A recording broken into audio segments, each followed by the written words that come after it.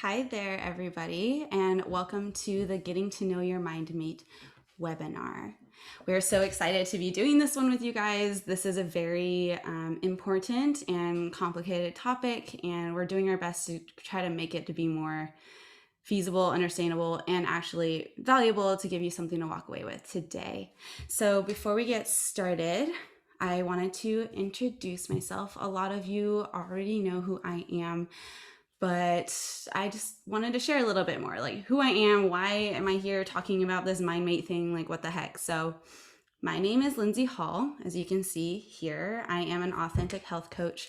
Basically, what that means, like what I do, is I help people get to know themselves at an authentic level. So, understanding their bodies and their personal experience of what their body is telling them and what it is that they need to do to show up for themselves based on how they feel and based on how they think and based on what their goals are. It's all authentic health because I don't believe that there is a one size fits all diet plan, one size fits all workout routine, or anything that makes everybody healthy. For me personally, like where that idea came from is I've gone years trying to fit into these boxes of the perfect workout because I see other people doing it this way. So I have to do it that way in order to be fit or look like them or whatever. And it was really damaging to my self-worth, the way I talked about myself, the way I felt about myself. And I always felt like I was not good enough because I wasn't reaching the marks that I thought I was supposed to be. And the same would be true for diet. Like skip days or cheat days or whatever would turn into months instead of just one day, and I would be really down on myself, feeling like a failure. So switching into authentic health is more about showing up for yourself in the moment, knowing what it is that your body needs and what you need, and showing up for that. I work with mindset, I work with habits to transform lifestyle, and of course, as I've said a million times, authenticity is a big part of that.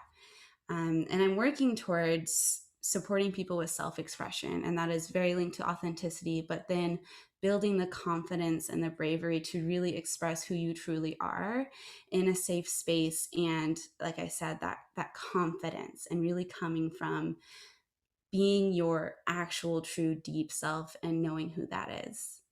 So that is me. Here we have my good friend Nicole hanging out with us today. So I'll let her introduce herself.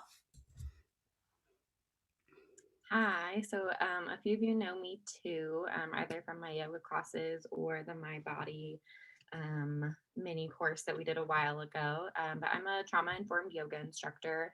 I've been practicing yoga for about 6 years. And then in September of last year, finished up my yoga teacher training.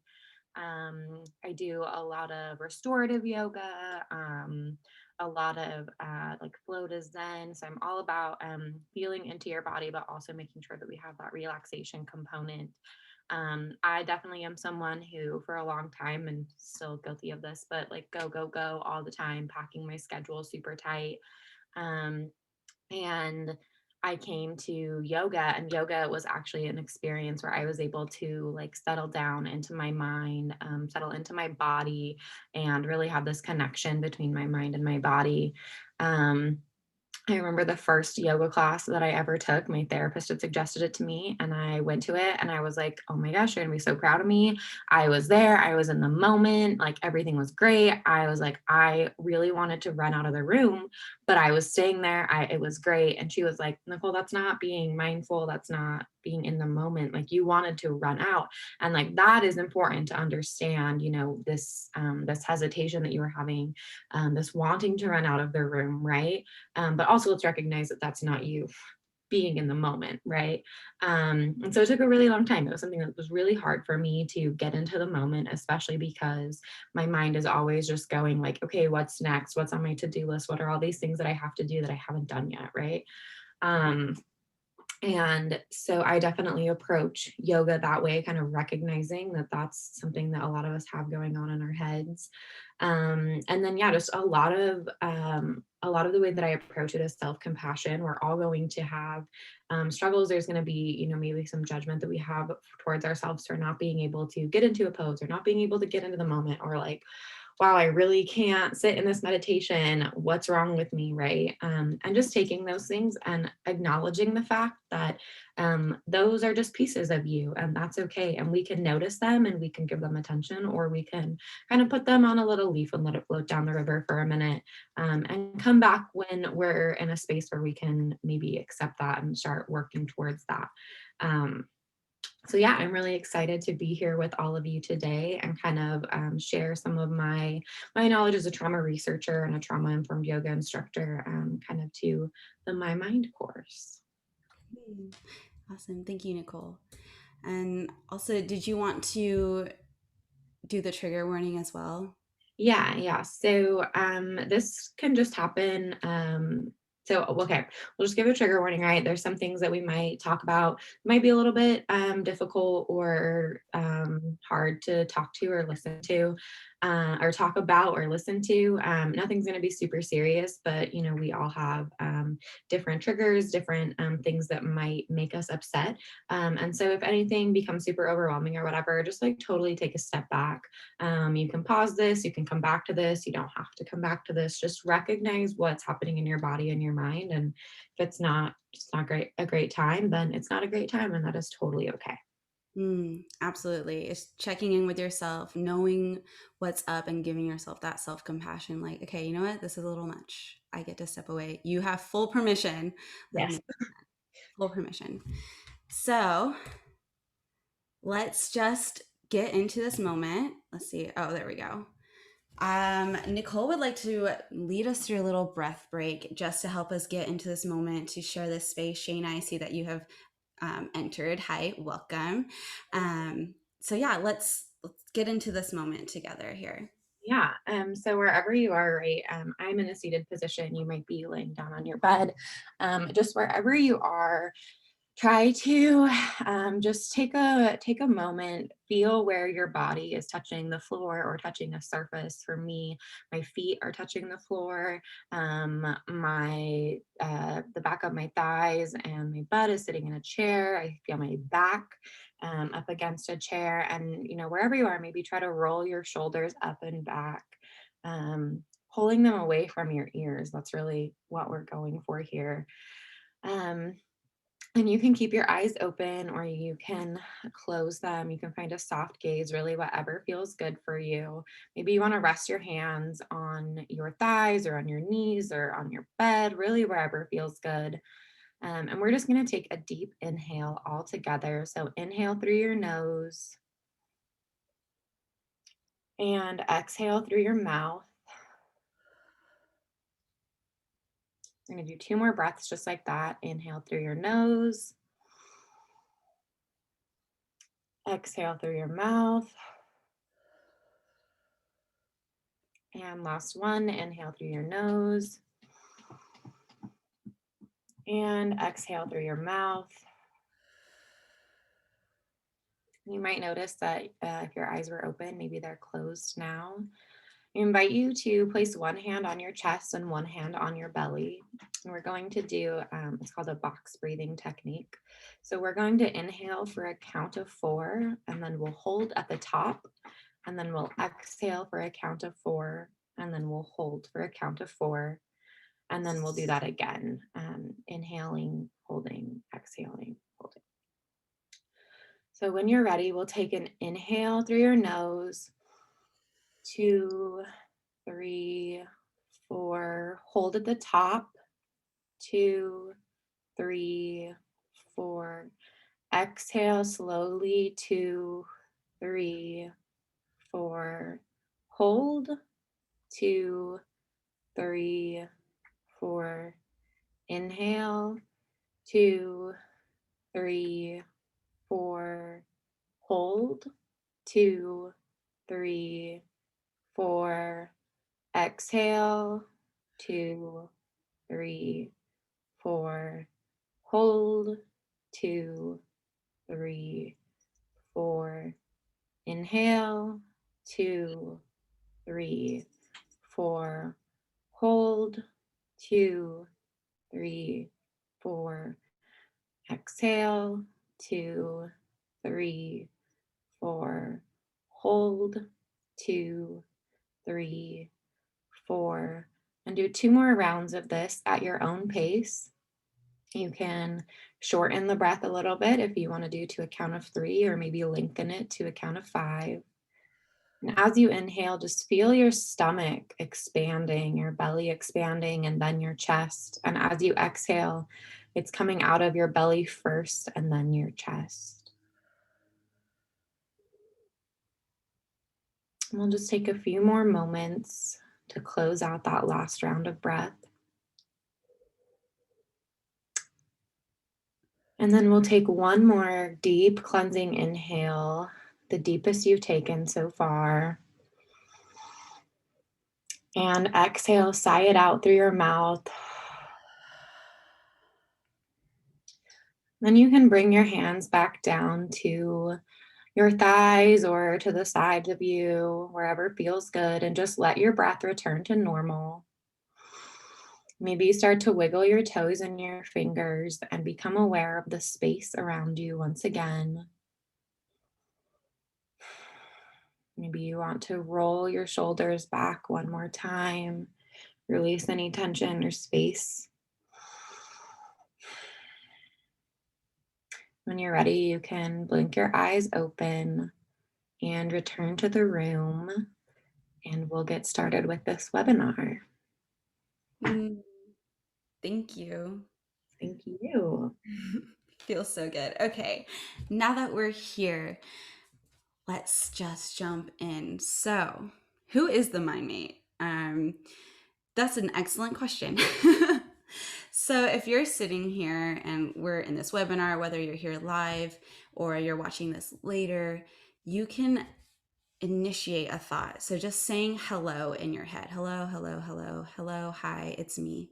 You're choosing to put that thought there, right? We're choosing to put thoughts there in your mind that we hear when we are thinking, when we're planning, when we're trying to figure something out, when we're brainstorming. That is purposeful thinking. The Mindmate is the background noise, the constant soundtrack, the thoughts that are running through your mind throughout the day. So maybe while I'm talking right now, your mind might have lost track. Maybe the mind got a little distracted and now it's having all these other thoughts. And that is the Mindmate. You didn't put those thoughts there, but the Mindmate has been very present and speaking to you, right? So why does it exist then? If it's just noise, if it's just the background, if it's not something we put in there, like what is it doing in there?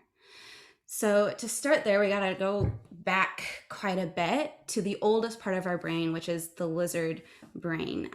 The point of the lizard brain is what it's called, is it's a survival mechanism that was placed into our brain. It's what we know and what we're comfortable with knowing as the fight, flight, or freeze mode. It's the part of our brain that accesses that initiates that behavior. The lizard is a great example because when you see a lizard, it literally has two phases. It's either flight or freeze. I rarely see a lizard fight, but that is an excellent example. Like it's in survival mode. It's trying to protect itself. So the Mindmate originally exists as an ally. There are other names for it. Like I hear people call it mental chatter. It's also like the ego. It's also the committee. There's so many different names for it. But Mindmate is something I like because it's like the roommate that lives in your brain that isn't you. But it's there originally as an ally to protect you. So this protection comes, the way that we experience the Mindmate is through the thoughts that we hear. And the thoughts that we're hearing are usually, typically linked to judgment. So that is categorizing things as good or bad, making a decision of what the meaning behind whatever it is, if it is good or if it's bad. So if we go back to the human development, if we think about when we are a baby, a newborn baby, we're coming from a really safe and supportive space of a nice, warm and tight, cozy womb. And every time we need any nutrients or anything, it's readily available to us, like instantly. we get that. We are supported and we're loved. And then all of a sudden we come out of this thing and we're in this world. Now we have air in our lungs. We're super uncomfortable and we start experiencing pain and discomfort. And usually it's hunger or thirst or I just peed, So things like that, we start to put judgment onto what that means because our experience feels bad. Hunger is uncomfortable, so we categorize that as bad. That's the judgment. The ally, the mind mate, is telling you that is bad, it's not good, we want to feel good. Okay, and then we get into toddlerhood. Is that a word? When we're a toddler, we start to have more experiences and our judgment is less about the circumstances, or they're not less, but we still have the judgment about circumstances in their world, but we're also learning about other people.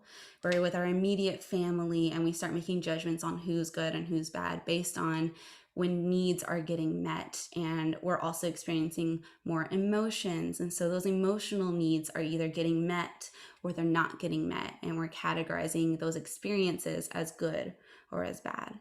And then when we get a little bit older, we're getting into school age, we start experiencing academia. So we start getting grades and we start deciding, A+ is good and F is bad. And then we start internalizing the meaning behind those scores to be judgment on ourselves. Am I good? Am I bad?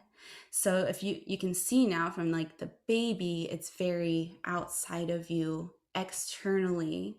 The circumstances are being measured as good or bad. Those are being judged. And then we start judging others and then we start judging ourselves. And as we are all familiar with, adolescent, it just gets higher and higher judgment of self, judgment of other people. We have our peers, and then we have our self-worth statements. Who am I? What am I going to do? When you're entering into adulthood, now you have all these other layers like financial stresses, career choices, family of your own, romantic relationships. So there's so many other things that the mind mate wants to judge. It really wants to help you out and decide what's good or bad. But now there's so many things for the mind mate to worry about. We'll get into the details of the thought experience, but I just wanted to show just kind of how it came to be so persistent, and all of the different things that the mind mate wants to talk to you about.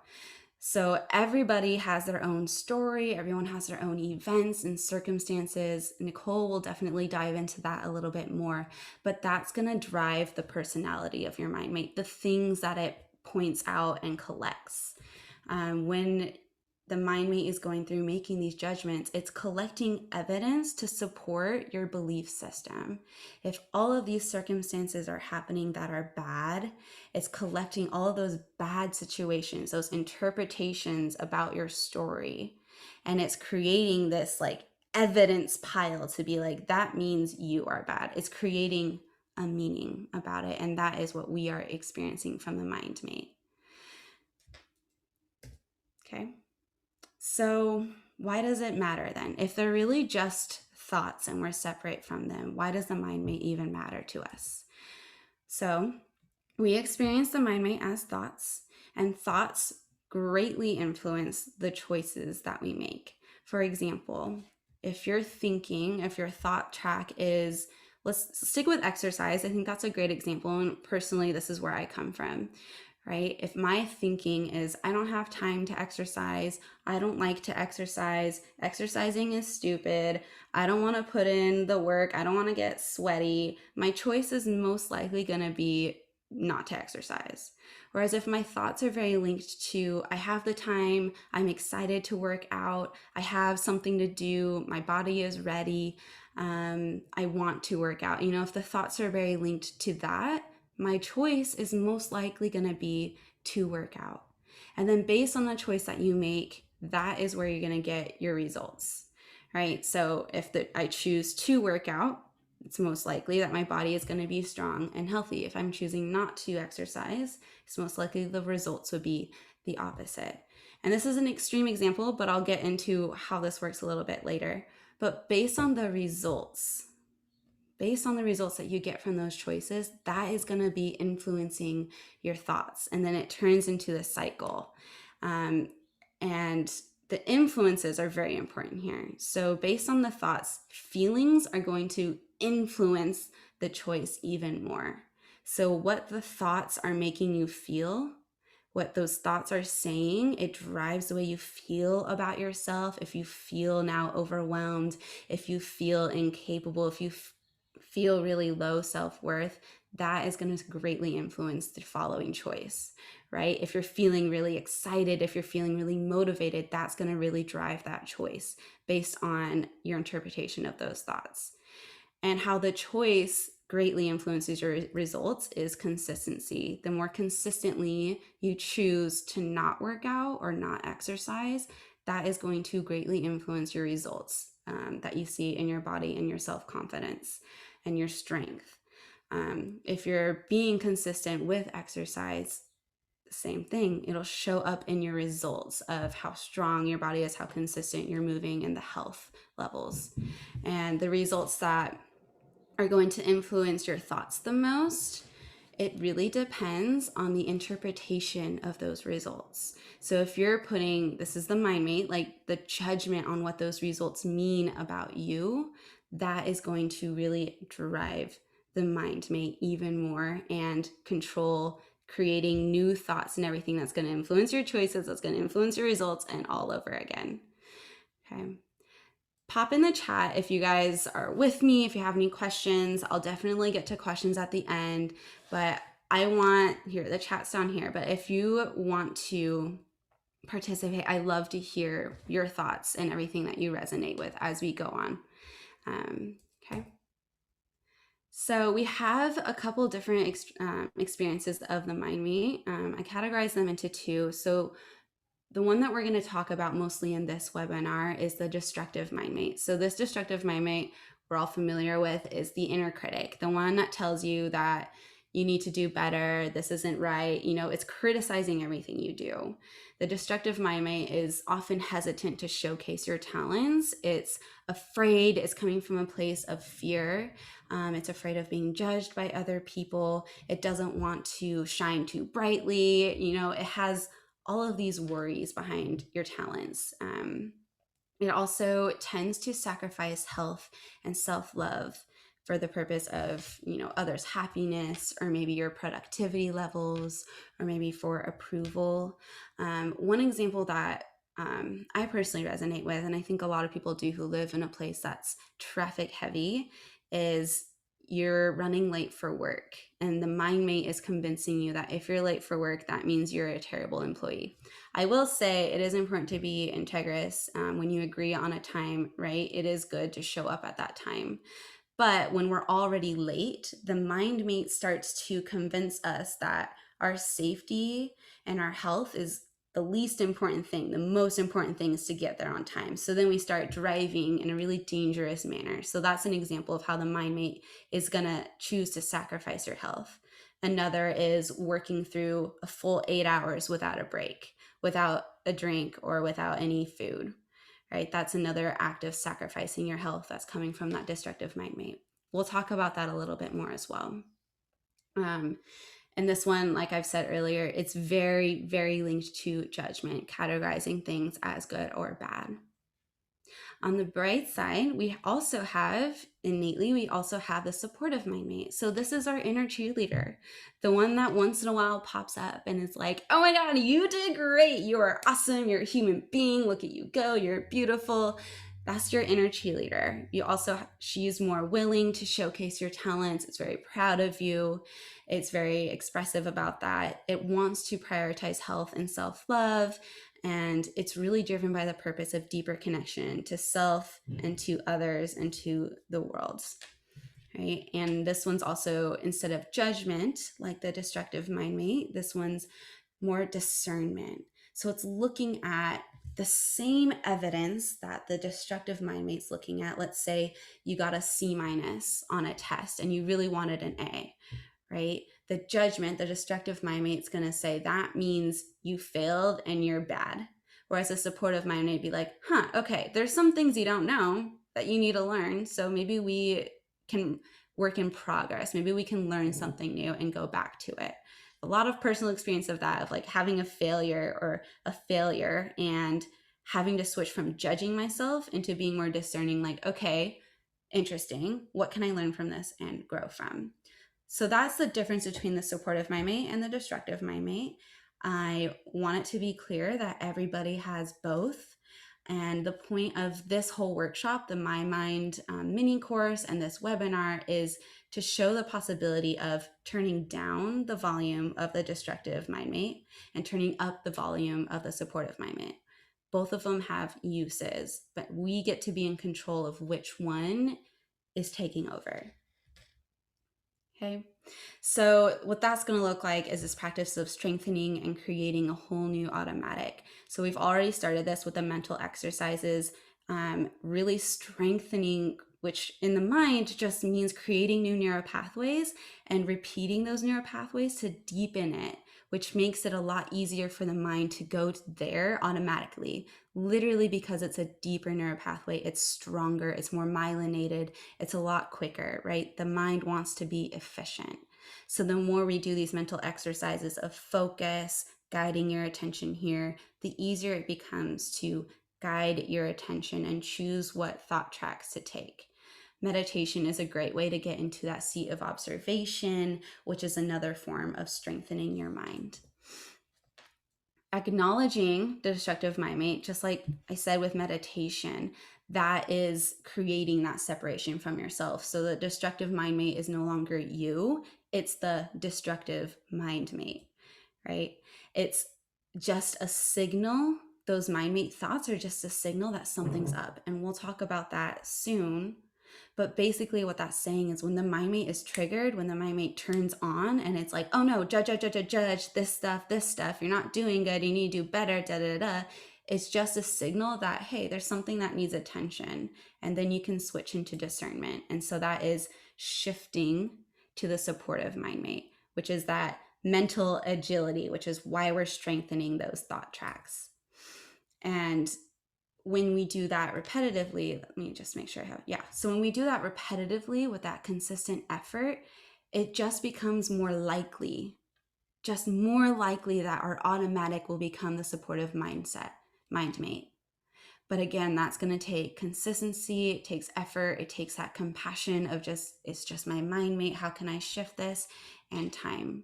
And I really think it's important here to highlight the word compassion because you get to feel your feelings first. If the mindmate is putting you in a space that feels really icky, it feels really low, and you're low self-worth, and you don't want to, like, shifting feels inauthentic. You get to feel your feelings first and let yourself process what it is, but know that there is the supportive mindmate that is going to bring you out of it and continue to move forward, because that is our goal in the end, right? Is to improve and to grow as human beings. So what happens? What does it mean if you have a loud and persistent destructive mindmate? And this is where our lovely guest Nicole is going to take over as our trauma-informed lady. Yeah, thank you, Lindsay. So just to kind of tie back a little bit to some of the things that Lindsay was saying, we all have this lizard brain, right? And the lizard brain, like she said, is there to protect us, to make sure that we survive. That's genuinely the reason that it's there for. And so as such, right, sometimes our bodies can be threatened by different experiences, different things, whether it's happening to us personally or in the world around us. You want to click to the lizard brain and Oh, then, I'm so sorry. oh no, you're totally fine. You're good. I Um, thought that it was there. you're good. Um, so yeah, in trauma theory, we talk about these two types of trauma, right? And a lot of people, when you say trauma, probably think, some sort of violence that they've experienced or that they've witnessed, or a natural disaster that someone has experienced, maybe migrating to a new country. These are all big things, right? They're big events that really can change the way that your body and your mind interacts with the rest of the world. We call these capital T traumas because we very easily can conceptualize that this is a trauma, right? But there's also like a little t trauma, and that doesn't make it any less serious. But it could be these things that happen maybe a little more often, a little more common. So Lindsay earlier gave the idea of failing a test, right? And so what happens if your whole entire life you've been told that you are not good enough, right? You have all these messages throughout your entire life saying you're not good enough, you're not smart, you're not good enough, you're not smart. And then you fail at this test, right? That test, failing that test could actually be a really traumatic event for you because you've built your whole entire life believing you're not good enough. You tried really, really hard to prove that you are quote unquote good enough. And then this event happened that showed you maybe that you're not good enough, right? And that's not what failing a test means at all, but that might be what we internalize, right? Other examples of both big T and little t trauma, right, could be racial microaggressions, the pandemic that is happening, right? That is a collective trauma that we're all experiencing. People are losing their jobs, they're losing money. This is trauma. This is right. This is actually changing the chemistry and the makeup of our bodies and our brains. And so I'm going to click the next one. So with trauma informed anything, right? We just assume that everyone has been through this, right? Whether it's something major or something that seems a little bit minor, and you can be like, well, my life's been pretty good. But there have probably been things that have happened to you that make some things a little bit more sensitive than others, right? And so even though someone might not be meaning, if you grew up thinking, I'm not good enough, I'm not good enough, and then someone makes a comment, right? That's maybe a joke about how like you're so obsessed with like your grades or something, right? But you have built your entire life around the idea that like your grades define you and that proves that you're good enough. That them saying that, them making that joke might actually be a trigger for you. It might be something that makes you feel a little bit more sensitive. And I think recently, right, we throw around this word trigger like all the time, but really what it comes down to is that there's an event that happens that kind of takes your mind and your body back to a previous event that happened that made you feel some type of way. Typically, feelings of sadness, feeling of anger, feeling of maybe shame or anxiety, maybe just feeling overwhelmed, even. It could be any type of feeling, but it kind of brings you back into that place. And you kind of think that, like, what's happening in that moment, it shifts you back into that lizard brain. Um, and that might seem like a dangerous situation for you, right? And so when we have this loud and persistent destructive mind mate, we have all of these things that are kind of coming in and overwhelming our brain, all these signals that are saying, I'm not safe right now, I'm not feeling good. And we kind of start to spiral, right? I think that we can all think of a time when we kind of felt like we were spiraling a little bit out of control and didn't really have a lot of control over our minds, over our bodies. And working with your mind mate is just one way that you can kind of start to get a little bit of that control back. And it's not necessarily like I'm going to overtake this mind mate whatever, but it's just recognizing that what is happening with this destructive mind mate, these things, these messages, these triggers that are happening in your life are separate from this innate, they're not innate truths, right? It's separate from this experience that you're having. It's separate from what someone maybe just said to you, or maybe a belief that you have about yourself or an event that happened. You having these messages in your head about not being good enough are separate from you failing the test, right? And it's going to obviously, they're going to have this feedback loop that Lindsay kind of goes into a little bit. But if we can just have some compassion for ourselves and recognize that we can separate these two events, we can kind of start to quiet that mind mate a little bit, that destructive mind mate, and start to bring in that supportive mind mate. Even just being able to say, like, wow, I understand that I'm feeling really overwhelmed right now. This thing happened and I'm not feeling great about it. It's making me think XYZ. Just even being able to kind of name those things is a way of calling back that supportive mind mate, and giving compassion for yourself and accepting, like, wow, I do feel these ways, right? It's not about squishing this destructive mind mate and pushing it away because, again, it is there, right? It serves a purpose to protect you, whether that is physically or psychologically. And we can give it some compassion and give it some thanks, but also say, like, it's okay. I don't need you right now. And what I actually need is that supportive mind mate to come back in, and maybe give me some compassion there. I love that. I really wanted to add to that too, just this idea of pain, right? The purpose of pain. There is a purpose for pain. If we didn't experience pain, literal pain, if we were cut on the arm, we wouldn't know that something's wrong with our arm. We would go around with this open wound, right? If we didn't experience that pain. The great example that I have for that is, if you put your hand on a hot stove, the pain is a signal that you need to remove your stove. So basically what Nicole is saying is like, that pain is there for a reason because something needs your attention. And this pain isn't physical pain. It's the pain we feel in our head, the pain we feel about ourselves. It's that emotional pain that we're feeling. It can be treated in this situation as the destructive mindmate is that signal.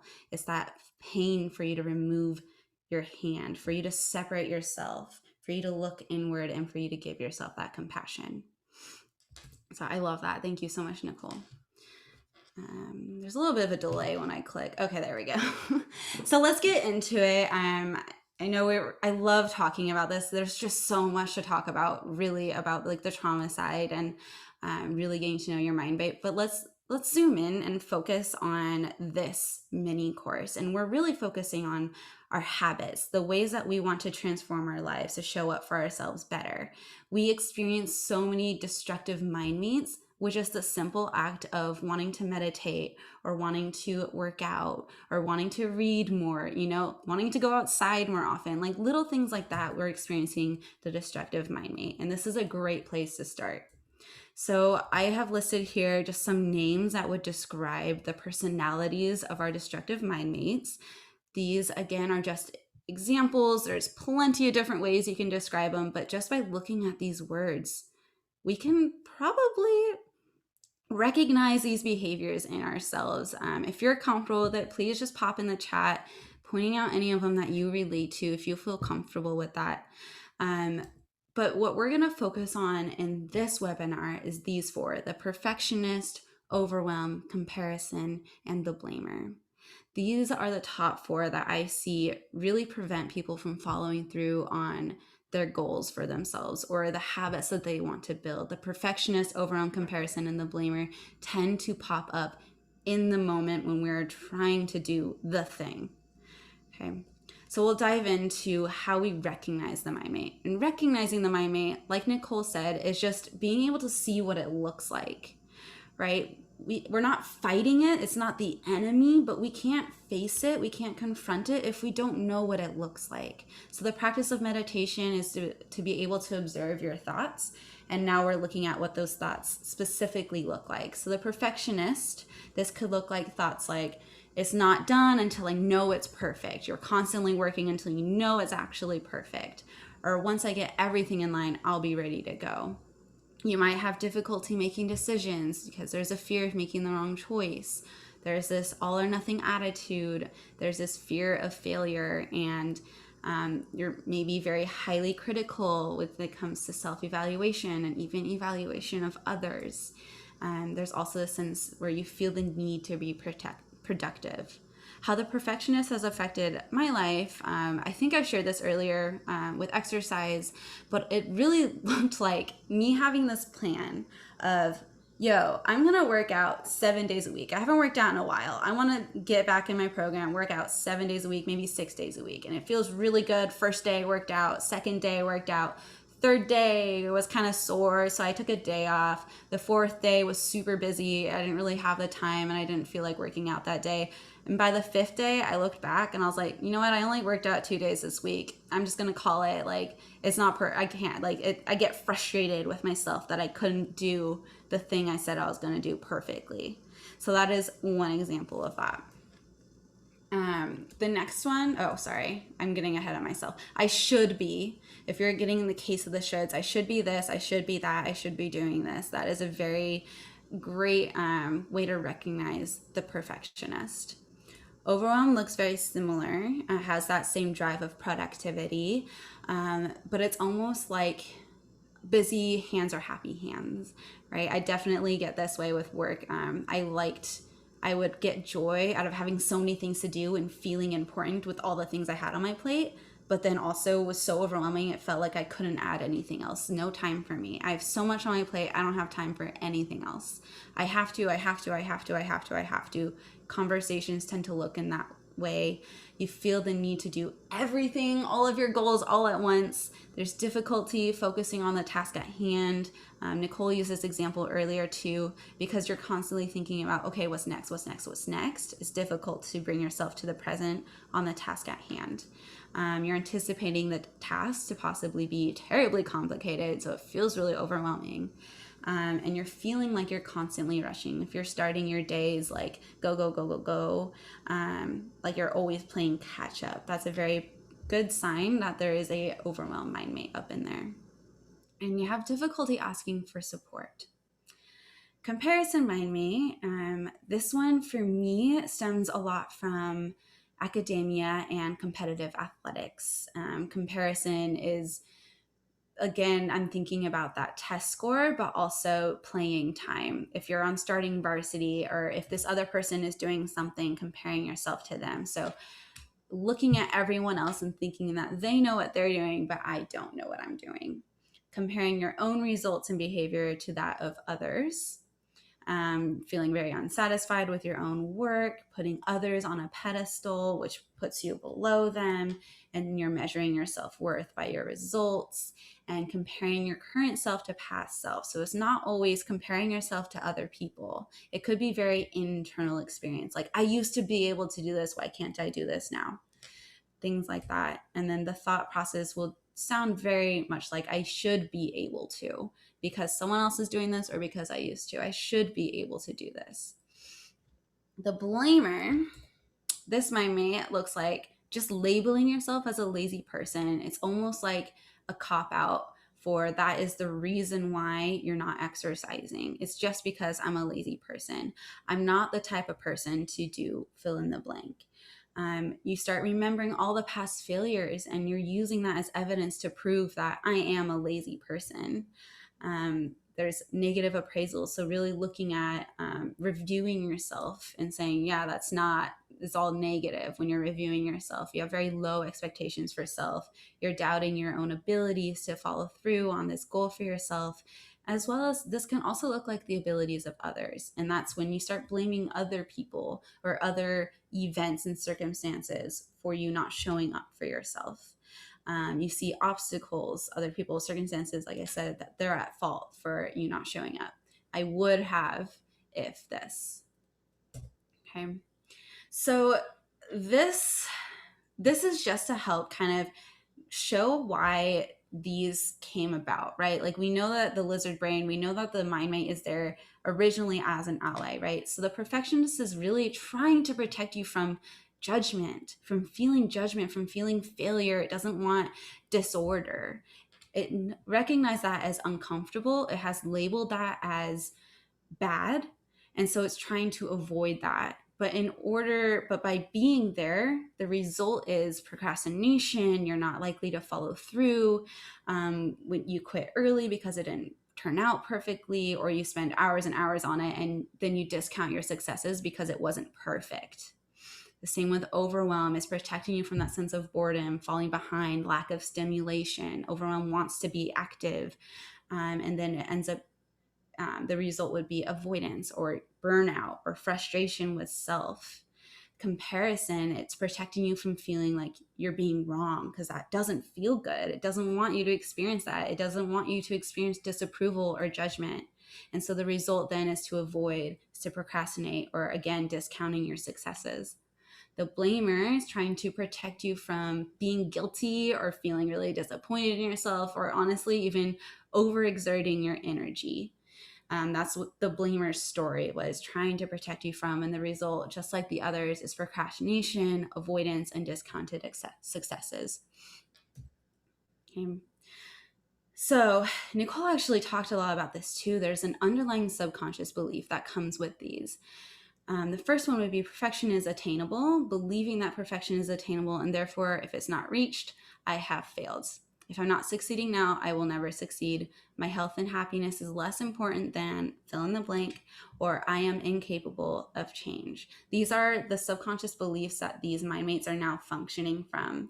As I've said earlier, the more that they repeat, it's collecting evidence. All of the negative, or for them, supportive evidence that supports this subconscious belief that perfection is attainable and I have not reached it, therefore I am a failure, or my health and happiness is less important than this, other people's happiness is more important. The innate truths that Nicole was talking about, this is really where the supportive mindmate is functioning from, is that failure guides the direction for growth. Without failure, we don't know what we need to improve. If I didn't get that C minus, I didn't know that I would need to learn something further or really dive into the knowledge. Success is relative. We define what success means to us, and progress takes time. That is simply the truth. My health and happiness is important, it's deserved, and it's absolutely necessary to be alive, to be here. And I am totally capable of change. And we'll get to talk more about how the brain is capable of change, but neuroplasticity is the brain. We're not done growing at 25. That is old news. We're discovering that our neural pathways are completely changeable and you can change the way that you think. So you're totally capable of changing. It just takes that time, it takes that effort, it takes that desire, right? So before we get into more of the in the moment thing, I wanted to give you guys a couple mental codes, is what I call them, but it's preventative and supportive things that you can start doing to minimize how severe the destructive mindmate comes about when it comes to following through, again, on your goals, on your habits, whatever it is that you're taking through this mini course. So one of them is to, oh, do I need to move this or can you guys see it? I'll move it over here. So you can schedule the baby steps. So that is first taking your big goal, right, and pulling it down into little baby steps that lead up to that goal. Because we all know it takes little steps, right, to get to the big picture.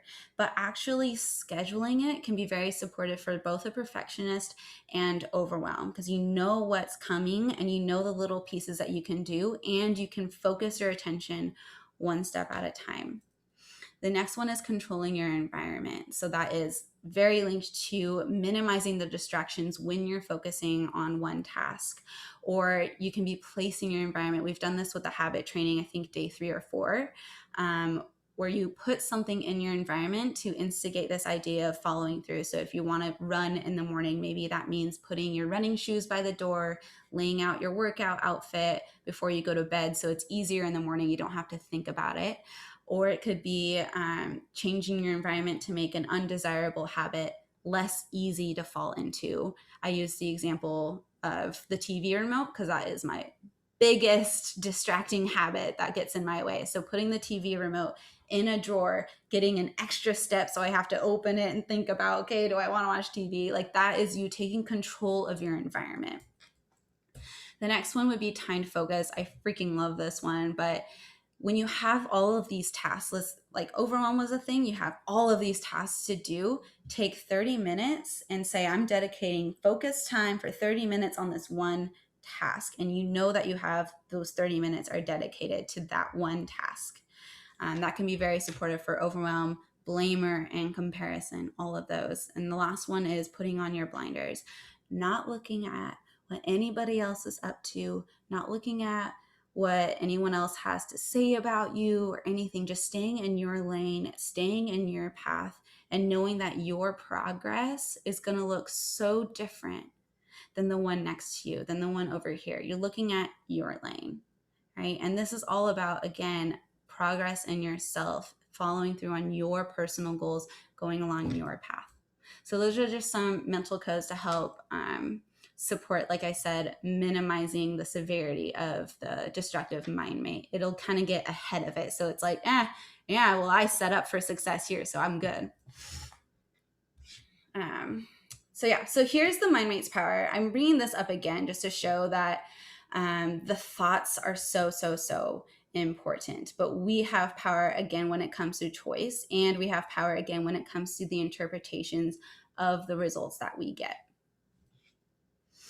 Stepping into your power is what we're doing through this mind. The meditations, the mindful exercises allows you to catch and label, which, like Nicole was mentioning, creates that separation. You are not your destructive mind mate. You're also not your supportive mind mate. You're just the one observing these thoughts that are happening. You're the one who gets to make interpretations or really pull from the meanings of these thoughts rather than letting them take over and run you. That makes sense. And that takes the act of stepping into your presence. This is your power, this present moment, looking, observing, and following through.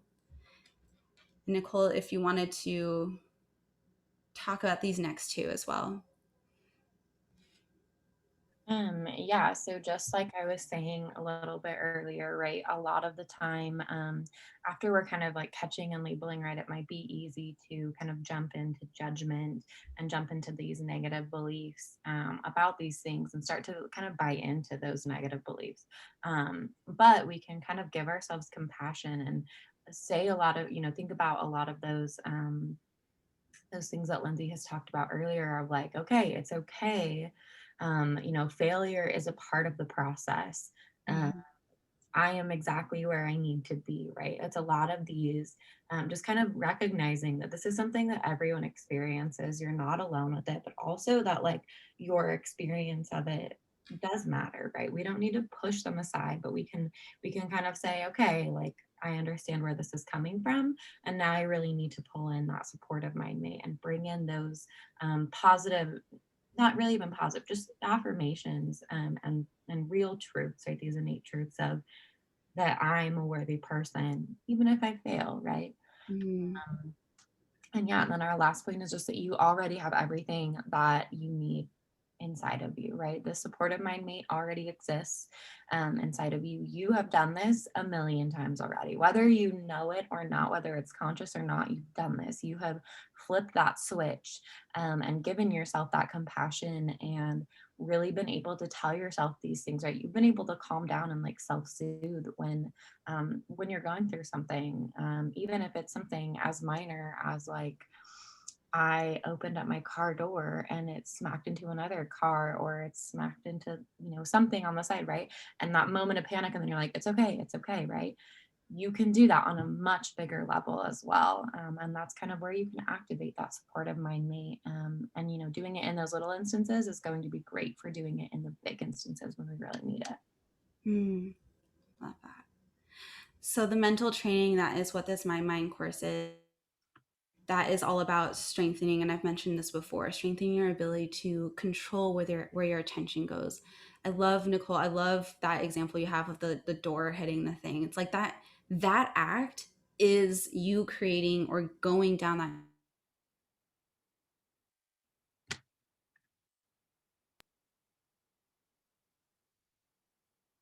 So that practice is that mental agility. The mental training comes from catching and responding to the thoughts consistently in order to create that neural pathway.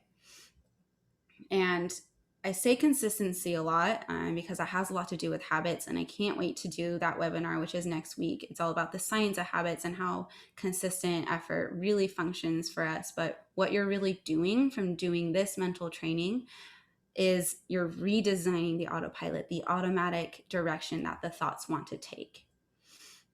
So, in the moment mind hack, this is where the fun stuff is. So, let's put you in a scenario and I'll let you just kind of think about this on your own. Bring yourself to a space of where you can recognize the mind mate, the destructive mind mate kind of just taking over. I'll use the example of meditation just because that's very related to what we're doing here together. So, the step one for in the moment mind hack. So, we're about to meditate and we start to have these thoughts of, am I doing this right? I'm not doing this right. It needs to be perfect. I don't know what I'm doing. And you start to feel yourself wanting to not follow through on the meditation. Catch it. You're literally using your interceptive muscles, mind muscles, to catch that thought. And you're like, hey, what's up, destructive mind mate? I see you. I see you. You're over here, though. I'm over here. You are separating yourself from the destructive mind mate. You are the observer. Once you catch and label it, then that's when you get to do that love and the compassion. You're understanding you're compassionate towards that destructive mind mate because you understand it's trying to be an ally, it's trying to help you, but it's not the truth. So you're giving yourself compassion of hearing the mind mate and bringing yourself back to truth, activating that supportive mind mate. You're letting go of the judgment, releases the next. You're letting go of the judgment and stepping into discernment, into your power. What is my next commitment? What is my choice now? Where am I coming from? My sense of power from me, not my mind mate. And then the most important part is follow through. Now you meditate. Now you do the thing, releasing judgment on yourself, releasing your expectations, just showing up for it in whatever way. Literally do it. I say give it a shot. I have this 4-minute rule for if I'm ever really struggling and I'm trying to show up for it. I'll use meditation as an example again. Give yourself 4 minutes. 4 minutes is nothing. I don't know if anybody else loves popcorn as much as I do, but you can cook popcorn in like 3.5 minutes or so, depending on the quality of your microwave. But that is a good way to kind of separate yourself. Like, it's not going to take that long if I just put effort in for 4 minutes. If at the end of the 4 minutes I'm over it and I still don't want to do it, okay, today's not your day. We can try again the next time. But giving yourself that 4 minutes of effort, of attempt, will be enough to give yourself that motivation. Most likely, if you're starting a workout, for example, for 4 minutes, after the 4 minutes, if you're over it, you can stop, but you're most likely going to feel that sense of motivation. So here it is again, the in the moment mind hack. Step 1, catch and label. Give yourself and the mind mate some compassion, but then release that destructive mind mate and activate that supportive mind mate, getting connected to the innate truths that we all have, and then follow through. Again, if you follow through and those thoughts come back again, you're going to get to do it all over again. It's a process, but I promise you, the more often you put yourself through this process, the deeper those neural pathways are going to get for you. So we are coming to the end of the time, which is perfect because this is our last slide, or almost our last slide. But what I really want to walk away with here is to see, hear, and love your mind mate. This isn't an opportunity for you to continue to beat yourself up or be angry with the mind mate, right? The mind mate was created to protect you. It's there as a friend, and you're here just trying to navigate what this friendship gets to be. The thought neural pathways are simply ingrained. They're not permanent. You're not stuck this way. You're totally capable of doing these mental exercises to shift your mind in a different direction and start to deepen the new neural pathways into that more supportive mind mate. Again, it's turning down the volume of destructive mind mate so it's not as constant. We're still getting the signals, but we're turning up the volume of the supportive mind mate. And the last is just keep going, keep doing your work, and keep doing it. So sending you guys so much love as you continue this work, and I'm here for the next week as well to support you. Okay. And Nicole, let's close. Let's get on out of here. So we did a lot of, talking and thinking about the brain. And it's so important also to kind of come back into our bodies, be able to kind of soak everything in that we just talked about and learned about, and come back into the present moment, right? We were here for an hour, we did the thing, and now we're gonna go about our days. But there's definitely some good takeaways that we can get from that. So again, I just invite you wherever you are, get super comfy. Maybe place your hands on your thighs or on maybe down by your side, wherever feels good. Drop your shoulders, maybe down your back, pull them away from your ears, maybe release your tongue from the roof of your mouth. You can close your eyes if you want to, or you can keep them open. Just start to notice your breath. Don't do anything, don't change it at all. Just notice your pattern of breathing. Notice maybe where you're breathing into your body. Take a few more rounds of breath at your own pace.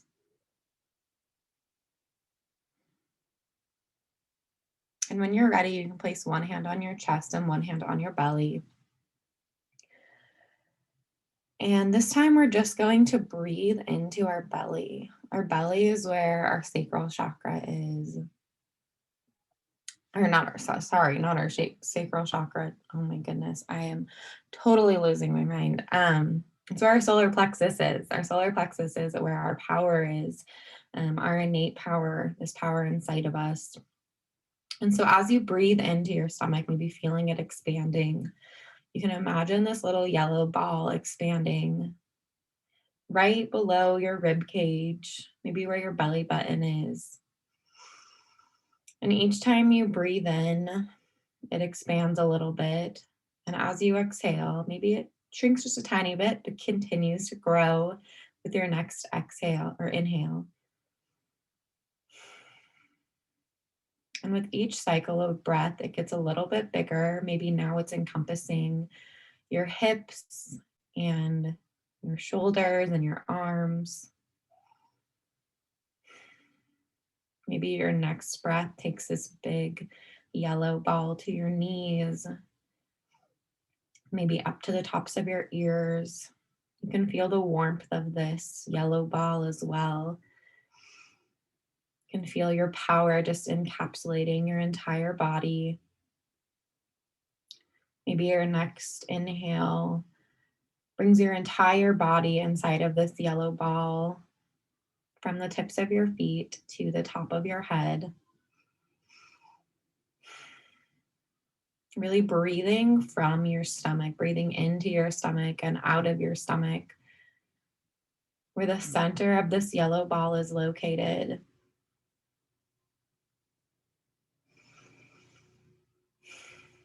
And just notice how it feels to exist in this big yellow warm ball of light, your solar plexus, your power.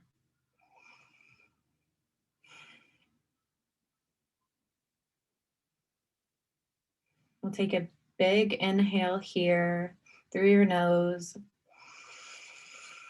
Exhale through your mouth to let it all out. And then just like we did to begin, with each inhale, you're maybe shrinking the ball a little bit. We're still breathing into our stomach, but this time imagine that rather than getting bigger, it's getting a little bit smaller each time. Maybe now this yellow ball reaches to your knees and your shoulders, or maybe to your hips. And while the ball is shrinking in size, your power is not shrinking. We're just tucking it back to its original place in your solar plexus. With each breath, it's shrinking just a little bit more. You're starting to feel the climate of the room that you're in rather than this ball of light.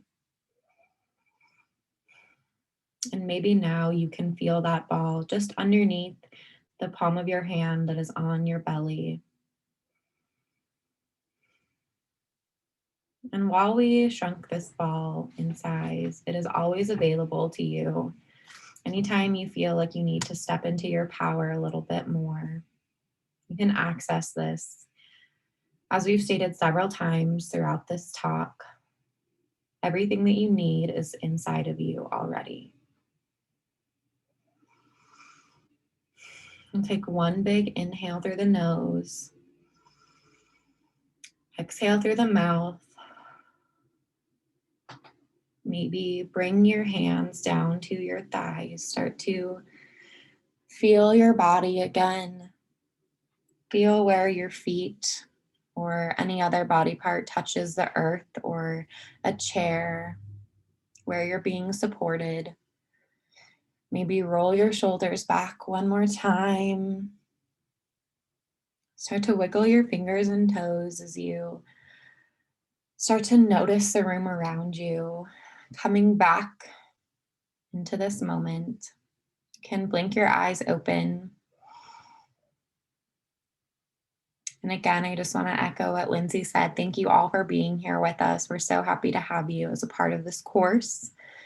And we look forward to talking to you again in the next couple days with our emails and then seeing you next weekend for the next webinar.